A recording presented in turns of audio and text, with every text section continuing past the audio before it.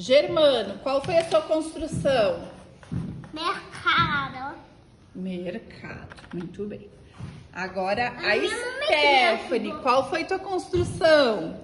Shopping. Shopping, muito bem. Na verdade, Agora o Gustavo, qual foi sua construção? laboratório. Laboratório do que você fez? Didino. De Dino, muito bem.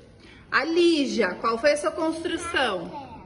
Um castelo, muito bem. Agora o Vicente, qual foi a sua construção? Uma igreja. Uma igreja, muito bem.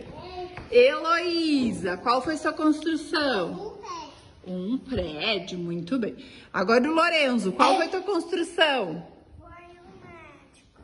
Foi um hospital, né? Aqui tem uma parte também que tem as coisas de dentro do hospital.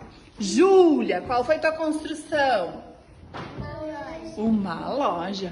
Júlio, qual foi tua construção? Idu. Um iglu.